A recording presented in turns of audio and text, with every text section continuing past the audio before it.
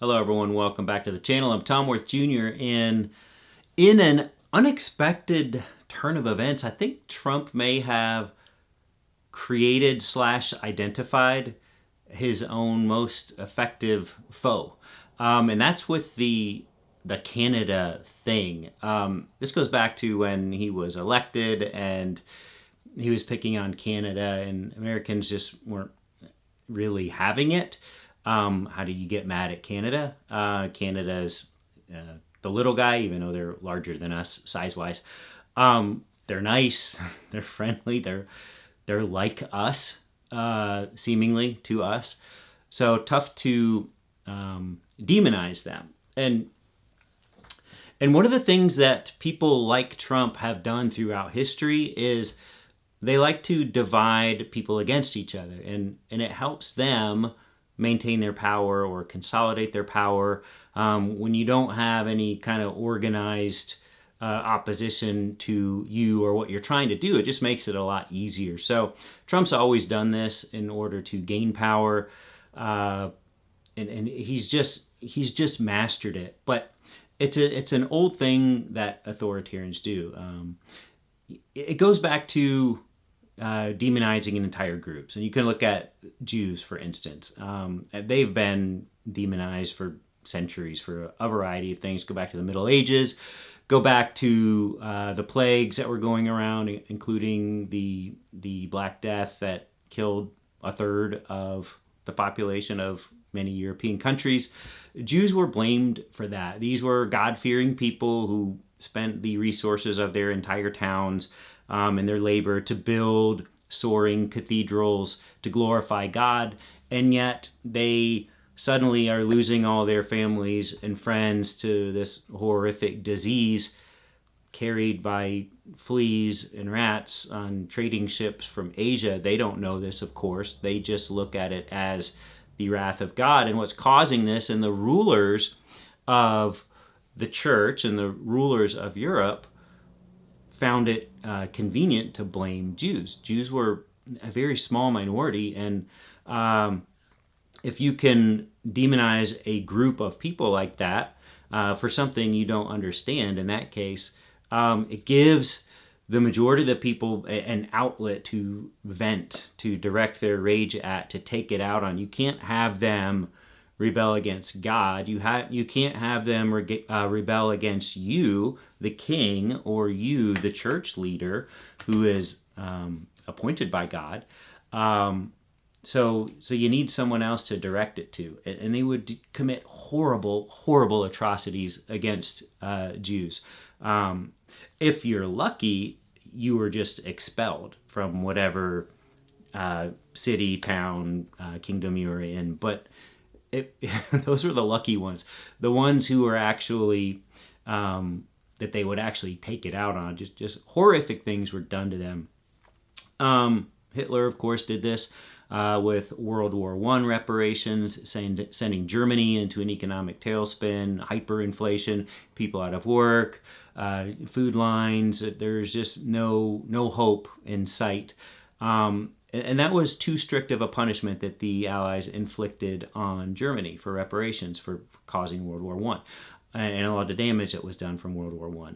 But Hitler took this and took his little minority and was able to turn that against the Jews. He would just make up lies about the Jews being the cause of all of their economic misery. It's usually about economics, these demonizations of other groups. And in our times, who are we demonizing? The Republicans have been demonizing immigrants for the better part of the last few decades to great effect. It's just extraordinarily effective. The immigrants may not speak our language, may not look like us, may not have college educations and being in the highest paid, highest status jobs in our society. So very easy, like the easiest group to pick on, the easiest group to demonize, to scapegoat. Ultimately, at the end of the day, we're talking about scapegoating, which human societies have always done.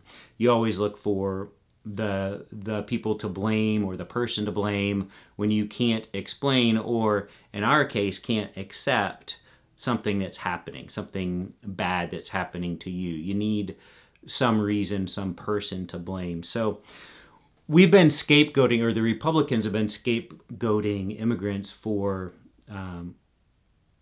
decades now, and they're taking our jobs. They are raping our women and children. They're getting all of us addicted to drugs. They're stealing all of our health care. They're not paying taxes. They're not paying their own way.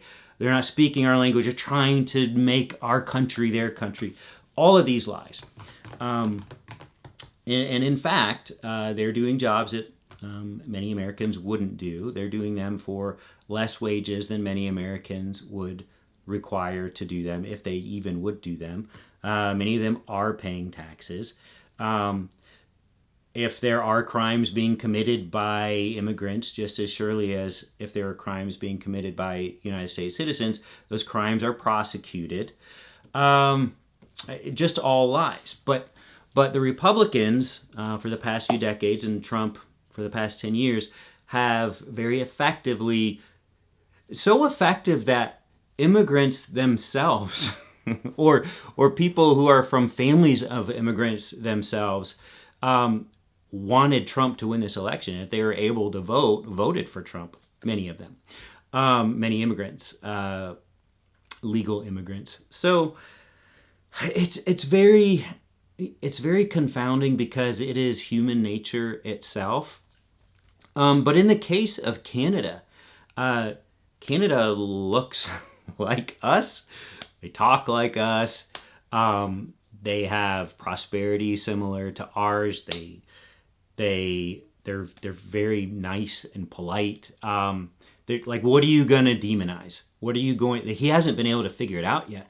He has his the evil genius strategists working on this around the clock, and they have not been able to come up with anything yet. So when you look at, I saw a poll this morning, Harry Enton had it on CNN, favorability ratings for Donald Trump among Canadians is just like minus 58%, I think he said.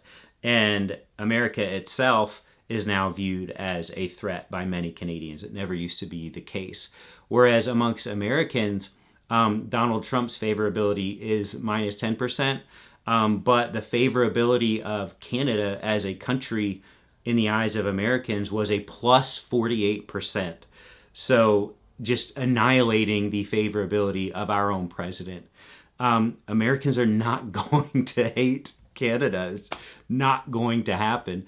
So even when Canada attacks Donald Trump, they don't say anything about Donald Trump. They don't say anything about the United States. They use a guy who's been dead for decades now, a guy's comments from 40 years ago, a beloved American president, Ronald Reagan. They just took clips of what he said about tariffs, how stupid they are, how harmful they are, how catastrophic they are for humanity. They just play that.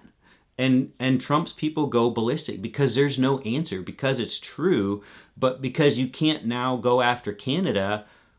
They try, they put more tariffs on them, but there's nothing really to attack. You can't attack politeness. You can't attack decency or the maple leaf or maple syrup or lumber, natural resources, natural beauty.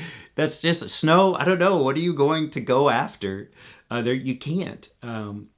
So I love that. So it's kind of the perfect foil to Trump, and I don't see that changing. Now, Canada knows they have to play ball with us somehow, and they have to pull back, and they do, because we're simply so incredibly economically powerful, not just with them, but around the world. And if it were just a simple us against them, I still don't think they'd take that fight. But they can't take Trump and all of his ridiculous, evil allies around the world, all of the economic might that he wields as the president of the United States. it's too much. He can pressure other countries to do whatever he wants him to do, and Canada can't afford to be at war with the rest of the world economically. So the Canada-Europe axis is a strong one, and I love that it exists now, and I hope it gets stronger. We do need a counterbalance to Trump. Trump is able to otherize Europe, otherize France, otherize even England pretty easily, mostly because they have they speak other languages. They're on the other side of the ocean. They're not over here. They're older than we are. Canada is just so dang similar to us. I don't see him effectively being able to do that. So that's pretty cool. Okay, that's enough of a rant on that for now. But keep your eye on Canada. Trump will be meeting with one of his strongman buddies later this week, Viktor Orban, in the Hungarian authoritarian leader. And this is an interesting one because it's about what to do about their oil situation, because they get Russian oil, and Trump for now is having economic sanctions against Russian oil. That's the foundation of the funding of the Russian war machine. Viktor Orban is tight with Putin, so he's wanting a way around that. Trump is supposed to meet with him later this week. I don't know why. I mean, there shouldn't be a way around that. But I imagine he'll give him some sort of carve out, because that's what buddies do for each other. But we'll keep our eyes on that as well. But in the meantime, hopefully you guys can catch that Reagan commercial in the World Series game tonight if you're watching. And it's being played by two of Trump's hated enemies with the Canadian baseball team and a California baseball team, which makes it even better. Okay, that's it. We will talk later.